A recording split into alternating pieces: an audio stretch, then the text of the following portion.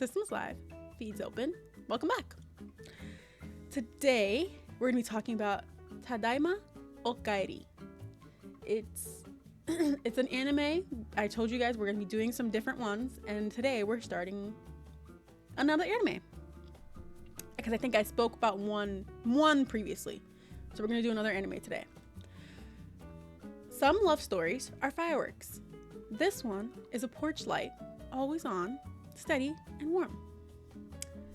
Adapted from Ichikawa's Omega-verse slice of life manga, Tadaima Okaeri follows an already married couple, Masaki and Hiromu, and their little boy Hikari, quietly navigating work, parenting, and healing. As for our characters, we have Masaki Fujiyoshi. He is the gentle, anxious, stay-at-home dad, learning to trust, love, and his own self-worth. We have Hiromu Fujiyoshi. He's a soft-spoken salaryman. His love language is reliability and presence. We have Hikari, their toddler son, and the heartbeat of their home. We have Hinata. She's a later addition to their family that helps deepen the show's home theme. We also have Yuki Hirai. He's a quiet, kind neighbor whose personal growth mirrors Masaki's healing. And last but not least, we have Tomohiro Matsuo. He's a coworker of Hiromu's, and he gives the adult perspective that rounds out the family community. On to the story. We have Masaki and Hikari visiting Hiromu's office. Masaki's shyness leads to an unintentional awkward moment, and around Christmas time, Hikari becomes fixated on the star atop the tree, and a cozy family vibe is established. Hikari latches onto the next door neighbor, Yuki, who's uncertain how to respond at first, but inevitably falls for Hikari's adorable charm and becomes Hikari's first official friend, and basically becomes a part of the family as well.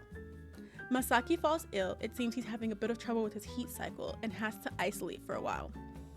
Hiromu, with the help of Yuki and Matsuo, keep Hikari busy until Hikari's matcha, which is what they refer to Masaki as, gets better. Hiromu's father, Koji, shows up unannounced one random day while the family's just kind of like living life. And he reignites past prejudice and causes a bit of tension, so much so that Hikari feels it and he feels like he has to protect Masaki. It's actually really cute to watch. The family reasserts their boundaries with Koji going forward. The family prepares for their second child, this time a little girl named Hinata, and Hikari is excited to become a big brother.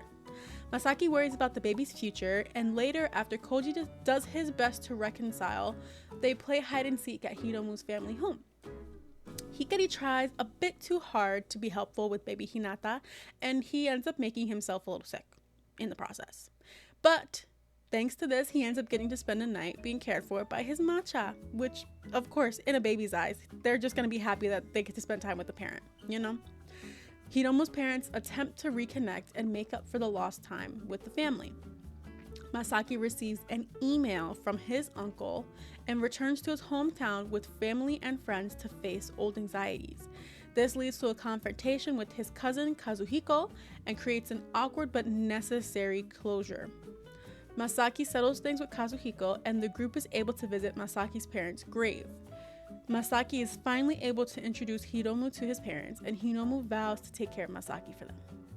Hikari feels like he's ready to take on a solo errand, showing growth and independence.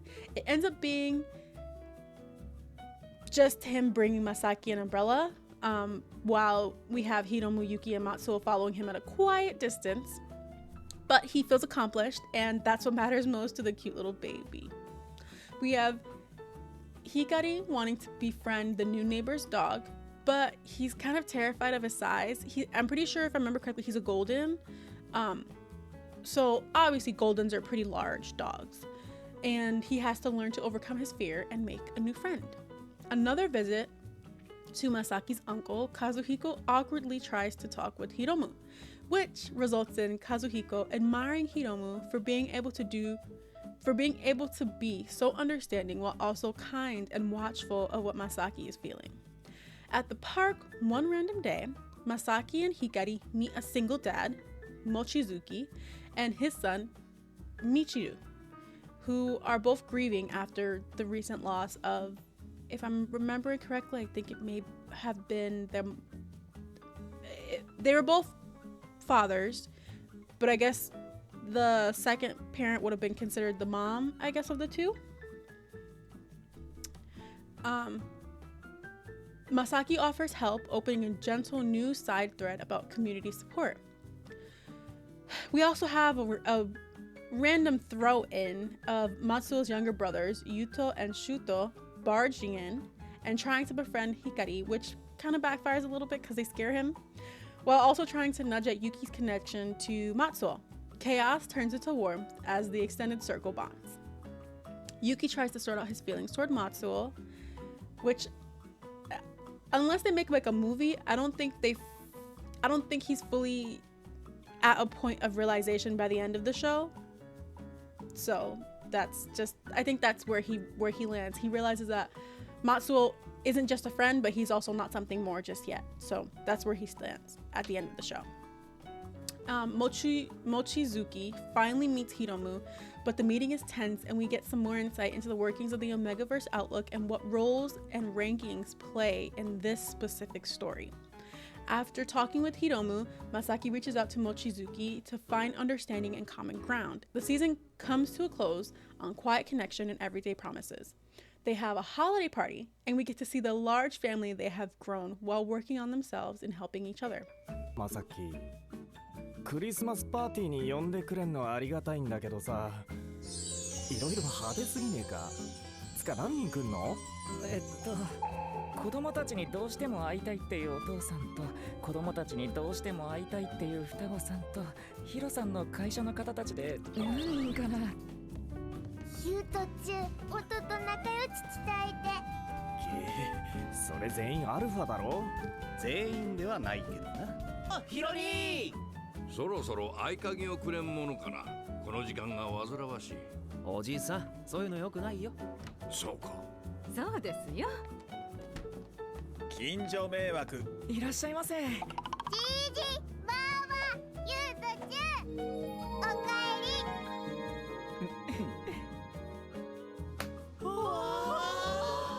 主任来ちゃいました。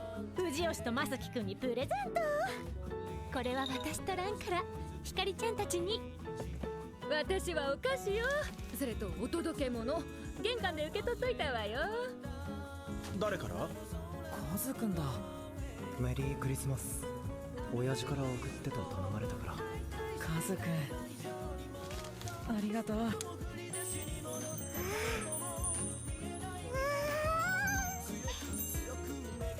ピカピカ。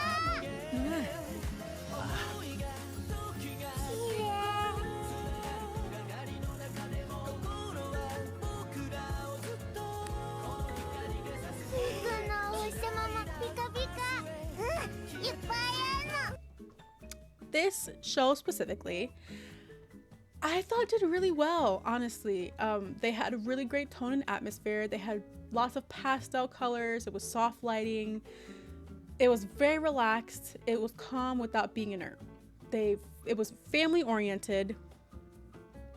We get the affirming depiction of two dads raising kids and giving a warm, fussy feeling. And the voice acting.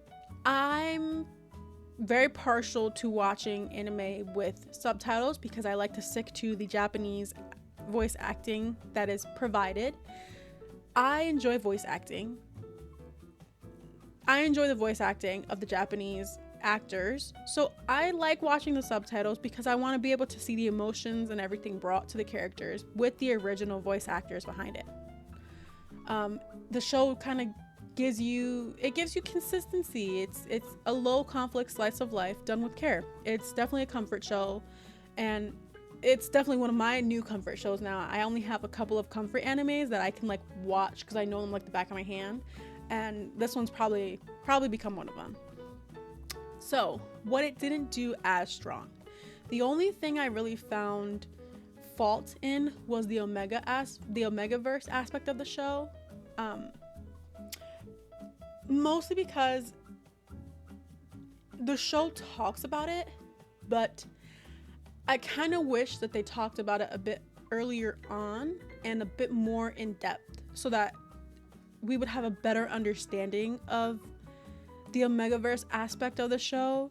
That's probably the one thing about animes that does bother me at times.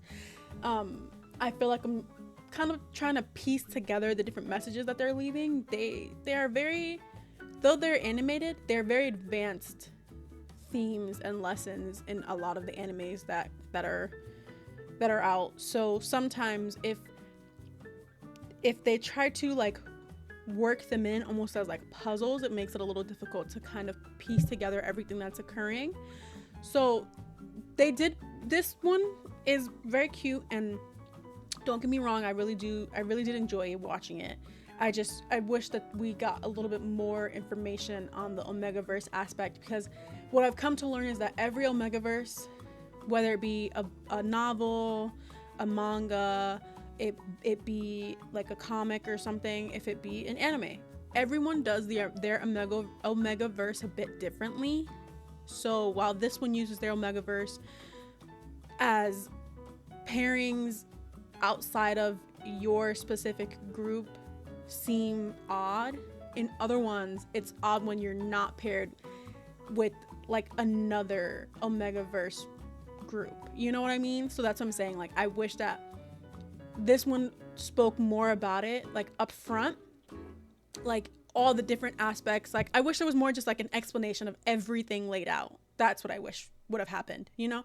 It's not mine, it's not my show, I didn't make it, I don't write, I couldn't tell you how to do it better, nor do I think that they really could have done it a lot differently.